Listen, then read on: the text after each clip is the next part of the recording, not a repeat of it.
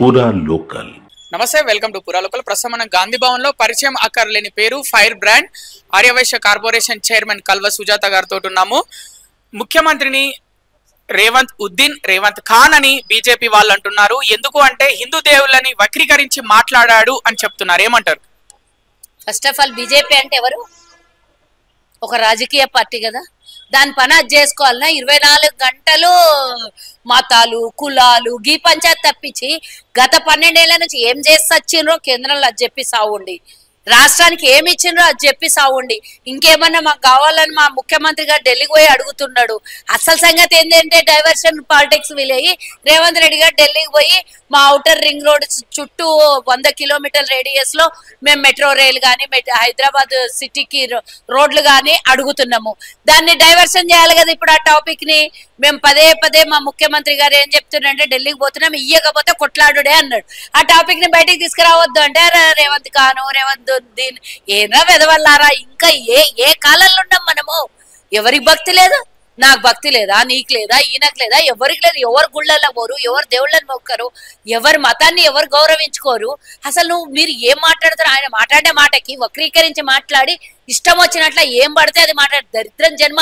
ఇంతకన్నా దరిద్రులు పాపిష్టులు పుండాకోరు వెధవలు ఎవరన్నా ప్రపంచంలో ఉండరు అని అంటే ఈ బీజేపీ నాయాలే.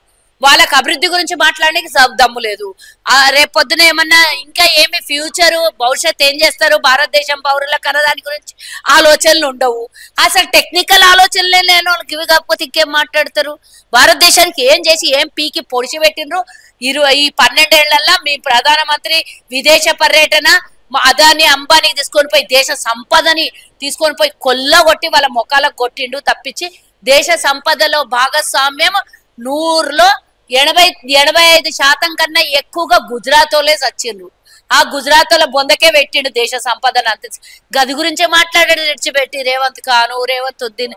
ఏంద్రా మీ బతుకులు, ఏంద్రా మీ వేషాలు? నాకు అర్థమైతే లేవు. దీని గురించి మీరు ధర్నాలు చేస్తారు. దేవుళ్ళు మీకే ఉన్నారు, మీరు దేవుళ్ళని అవమానిస్తలేరా?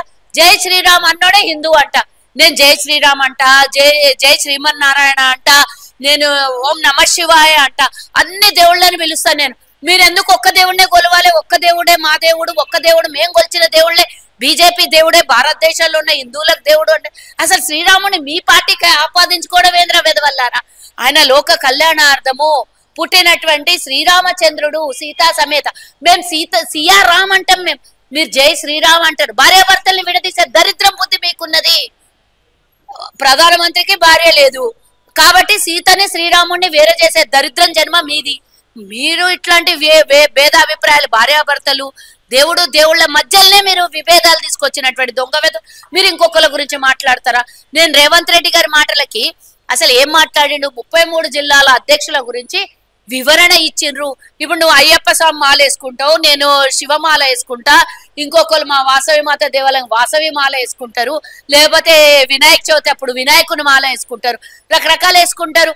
మన లోపల మనకున్న దేవుళ్లకు వివిధ అభిప్రాయాలు ఉంటాయి అని చెప్పిండు. కానీ దాన్ని కావాలని కట్ చేసి వక్రీకరించి ఇష్టం వచ్చినట్టు మాట్లాడతారు. పనికి మళ్ళీ అభివృద్ధి గురించి మాట్లాడండి, దేశ సంపద ఎక్కడ పోతుందో మాట్లాడండి, దేశంలో విద్య వైద్యం ఉపాధి 3 కావాలి దాని గురించి మాట్లాడండి.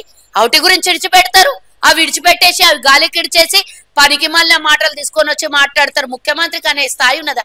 మీ దేశ ప్రధాని ఏం బిక్తున్నాడో ఏం పొడుస్తున్నాడో ఫస్ట్ ఆయన గురించి మాట్లాడు. రేవంత్ రెడ్డి చేసే అభివృద్ధి ముంగల రేవంత్ రెడ్డికి ఉన్నటువంటి భక్తి మీ దగ్గర ఎక్కడ ఉందిరా? రేవంత్ రెడ్డి దేవుళ్ళని మొక్కడా, గుళ్ళకు పోడా?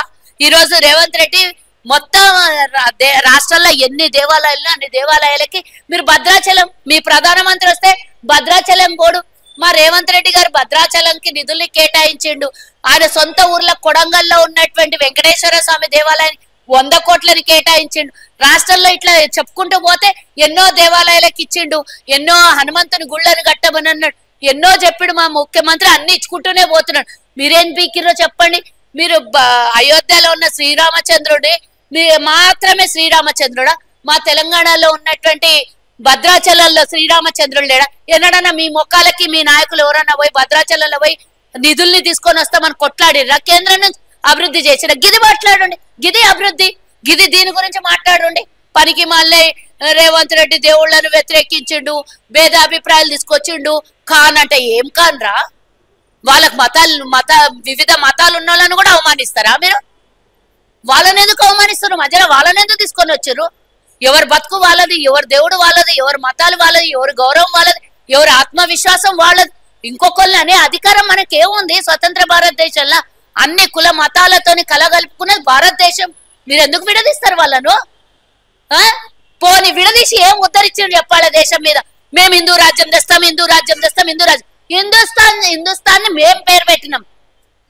హిందూ రాజ్యంలో ప్రకటించండి దమ్మున్న పార్లమెంట్ తీసుకోపోయి నేను కూడా ఏకీభవిస్తా. ప్రకటించండి, హిందూ దేశంగా ప్రకటించండి, దమ్ములేదు. అజయని చేత కాదు కానీ ఉట్టి గాలి కొడుకునే మాటలు చేతనైతే పనికి మళ్ళీ ముచ్చట్లు మా దగ్గర కాదు. పోయి ఏడన్నా పనులేం జాగలా మీ ఇండ్లలో కూర్చున్నప్పుడు 4 గోడల మధ్యలో తలుపులు వేసుకొని ఏం మాట్లాడుతున్నారో ఒక వీడియో తీసుకోండి. వీడియో తీసుకొని మీరు వింటే మీకే భయంకరంగా ఉంటాయి ఆ మాటలు. తెలంగాణ ప్రభుత్వం ప్రతిష్టాత్మకంగా రవీంద్ర భారతిలో ఎస్పీ బాలసుబ్రహ్మణ్యం విగ్రహాన్ని ఆవిష్కరించబోతుంది. కానీ దాన్ని పగలగొడతామంటూ కొంతమంది వ్యక్తులు చెప్తున్నారు. వాళ్ళకి ఏం చెప్తారు? ఎవరి విచక్షణకి వారికే వదిలేసిన దీని మీద నేను కామెంట్ చేయదలుచుకోలేదు. కానీ బాలసుబ్రహ్మణ్యం అనే వ్యక్తి అనేటోడు ఒక రాష్ట్రానికో ఒక ప్రాంతానికో సంబంధించినటువంటి వారు కాదు. ఈరోజు ఆయన పాటల్ని ఇంకా వింటాం, ఇంకా ఆయన పాడినటువంటి సినిమాలలో పాటల్ని మనం ఇంకా ఆలకిస్తాం, ఇంకా అన్ని సినిమాలు చూస్తాం. దానికి దీనికి ముడిపెట్టేసి ప్రాంతాలను వేరే చేసి వ్యక్తుల మీద ఈ విధమైనటువంటి కక్ష సాధింపులు అలాంటివన్నీ నాకు సంబంధం లేదు. నేను దాని గురించి ఎక్కువగా మాట్లాడదలుచుకోలేదు. కానీ రాష్ట్రాలు విడిపోయినాక సోదర భావంతో ఉన్నాం, అదే విధంగా ఉంటే బాగుంటది. ఆ పవన్ కళ్యాణ్ లాంటి వాళ్ళని దూషించినటువంటి వ్యక్తుల్లాగా మనం కూడా ప్రవర్తించొద్దు అని చెప్తున్నాను. ఇప్పుడు కాంగ్రెస్ పార్టీలో ముఖ్య నేతలు, మంత్రులు, ఎమ్మెల్యేలు అందరూ పవన్ కళ్యాణ్ ని వ్యతిరేకిస్తున్నారు. ఆయన ఇలా తెలంగాణ దిష్టి మాకు తగిలింది అని అన్నాడు అని. టాపిక్ అడుగుతారు చెప్పండి. ఆల్రెడీ చేసిన దాని మీద నేను ఆల్రెడీ చెప్తున్నా. ఆయన తెలంగాణను ఉద్దేశించి కేవలం రాజకీయమో లేకపోతే రాజకీయ ప్రచారం గురించి మాట్లాడినటువంటి వ్యక్తి కాదు. తెలంగాణ 4 కోట్ల మంది ఆత్మగౌరవం దెబ్బతినే విధంగా తెలంగాణ దృష్టి పడింది అంటారు. తెలంగాణ దృష్టి అంటే నీళ్లు, భూమి, ఆకాశం కాదు. తెలంగాణలో 4 కోట్ల మంది నివాసం ఉంటున్నారు.